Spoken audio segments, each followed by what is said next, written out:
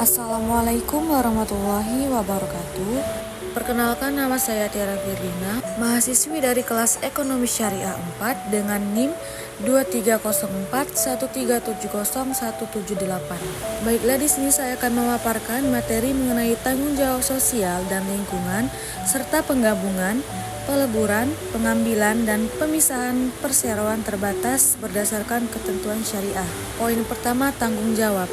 Tanggung jawab sosial perusahaan adalah sebuah konsep dengan mana perusahaan memutuskan untuk berkontribusi kepada masyarakat agar kehidupannya lebih baik dan kondisi lingkungan tetap terjaga serta tidak dirusak fungsinya. Tanggung jawab sosial dan lingkungan (TJSL) dalam perspektif syariah Islam bukan sekadar kewajiban moral, namun juga merupakan bagian integral dari ajaran agama Islam, mengajarkan umat manusia untuk menjaga keseimbangan antara kepentingan individu dan masyarakat, serta menjaga kelestarian alam.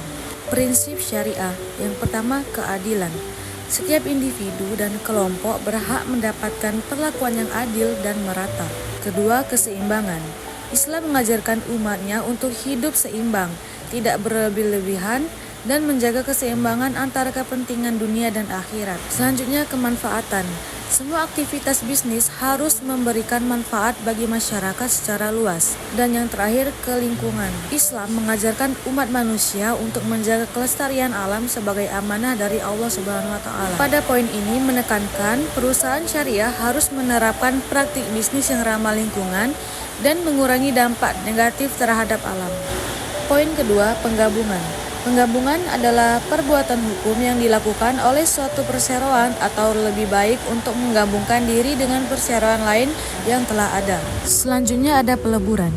Perbuatan hukum yang dilakukan oleh dua perseroan atau lebih untuk meleburkan diri dengan cara mendirikan satu perseroan baru yang karena hukum memperoleh aktiva dan pasiva dari perseroan yang meleburkan diri dari status badan hukum perseroan yang meleburkan diri berakhir karena hukum pasal 142 Undang-Undang 40 tahun 2007. Adapun penyebab peleburan perusahaan yaitu yang pertama, keputusan rapat umum pemegang saham atau RUPS. Yang kedua, jangka waktu perusahaan berakhir.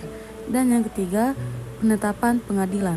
Pengambil alihan adalah perbuatan hukum yang dilakukan oleh badan hukum atau orang perseorangan untuk mengambil alih saham perseroan yang mengakibatkan beralihnya pengendalian atas perseroan tersebut. Dan yang terakhir, pemisahan.